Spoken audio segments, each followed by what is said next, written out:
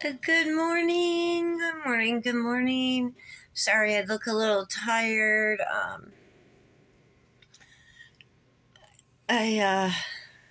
am I feeling? I'm feeling good. I just showered a little bit ago. I didn't feel like trying to perk up my eyes with makeup and stuff like that. I can't do it right now. Last night, I started getting that restlessness feeling in your body where your legs feel like they have to move constantly. And I started getting terrified because one of my most severe withdrawals in the past, and I'm not complaining, this is just me sharing. So if you find this is, everybody complains regardless if you're an addict or whatever. I swear to God, certain comments with certain words. Because I do have a tendency to bite back and I can be narcissistic. I'll be like, I love you too. Or I just go in and I snap. So anyways, I was getting that restlessness, but one of my most severe withdrawals years ago, I swear for a month, my legs, I couldn't keep still. It's like the most painful thing. Sure, you can try to get up and walk around, but it doesn't seem to help. I'm not going to go to a doctor to get prescribed something for restless leg syndrome when I'm throwing myself into a withdrawal. So I don't want to be on anything, any type of prescription medications like that, you know. So, but I took a shower and then I found a meditation music. I'm not a doctor. Check with a doctor. This is something that I found that works for me. May not work for you. It can make you worse. But I did find a meditation music that helped. That is helping to relax my body and stuff. And I keep praying to God and stuff. And it's helping. So, but all of my senses are, I feel like they say we only use 10% of our brain. I feel like my brain's been maxed out. I don't believe we only use 10% of our brain. That's ridiculous to me. My head feels like it's maxed out right now. I can't download any more information. I think I would break apart. And then I'm really clearly seeing things in my dreams again, and they're happening in reality and stuff, and I don't like that. I don't want to know things. But so my senses, now everything I'm eating, including fresh fruits and vegetables, everything tastes bad. Everything tastes bad. I'm losing my appetite because of it, and it sucks. It's like everything is bad. Go to put it in my mouth and it's like, this shit's bad. I think our food is bad. So then you can't eat because it's bad. And then, yeah, I'm anxiety right now.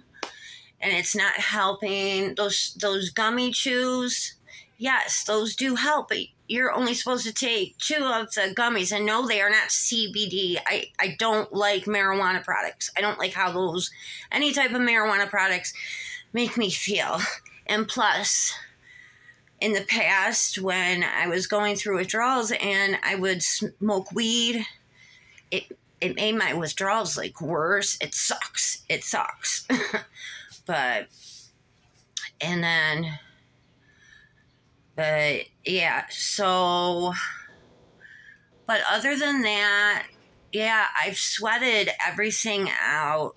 I'm having normal body temperature feels, but the one thing, like the smell, it's like it's like you sweat the stuff out of you, and it's like I can smell the stuff. It's disgusting. It's like, oh my gosh. And then I have a bad abscess in my mouth of one of my teeth, and it's like this this all sucks. And then I feel like I'm going to have a heart, like my chest hurts. But I'm trying to, this shit is hard, and I have no one to blame but me.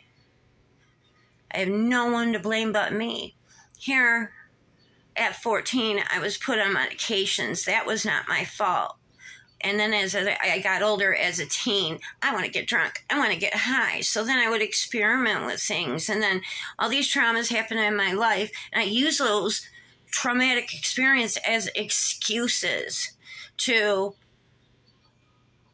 after certain family issues in my early 20s, when certain people were removed from my life,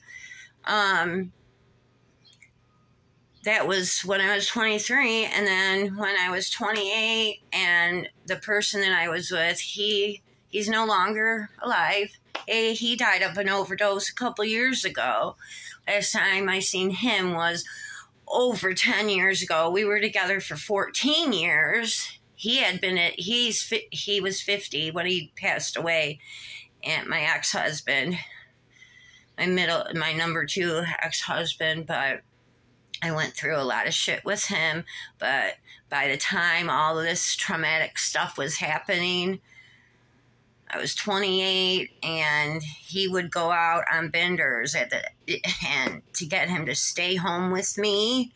And then I felt, you know what? I don't care if I live or die anymore.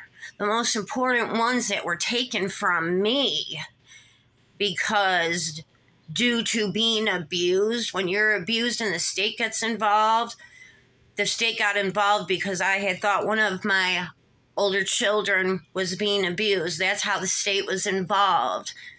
But it's funny because now that I am honest about, after the fact of getting on drugs, I was a great mom. I didn't do super hard drugs back then. I mean, like, once in a while, if my kids were gone, I would pop an ecstasy pill at the club, but that was when my kids were away. But after that, and they are my life, but after that, it was like, I have nothing to lose. Fuck this. And so I use all of this traumatic experience. The reason why I had a slip up 2 years ago, I was watching the news, and there was this woman missing, and there's no denying who it was. She's my sister. She is my half-sister. And I go, oh my God, it's my half-sister. That's my sister. And then on the new year, I got chills. I got bad chills. In the new year, she was found from her partner's murderous hands. He used a shotgun, and he abandoned her in a field by a dumpster. He threw his wife away, my sister. I didn't get a chance to meet her or my younger brother. But yeah, so when that happened, I used her death as an excuse, and I drank a fifth of vodka, and then I went and I got high. You have to deal with things. There's no more using excuses to use. And then I keep wanting to do a video about treating one opiate for another. And I was talking to my husband, and he's like, well, that's how the government gets you. They want you sick. They want to take care of you. And I said, you are absolutely 100% right. To me, why is there nothing out there? Even Suboxone has an opiate blocker. I'm sorry, I'm shaky, so my phone's shaky. It has an opiate blocker in it, but there's also opiate in Suboxone. So you go to the clinic on opiates to get another opiate that you become more physically addicted to, but you don't get high without the high factor. So, I mean, if you take something you're not supposed to, you're going to die. But be warned, you can die. So I want to do something about pain management, because the first time, this was like over 15 years ago, my first time at a methadone clinic, you had the pain management patients, and then you had the ones getting treatment for addiction. So, I mean, that's how it was here in Michigan.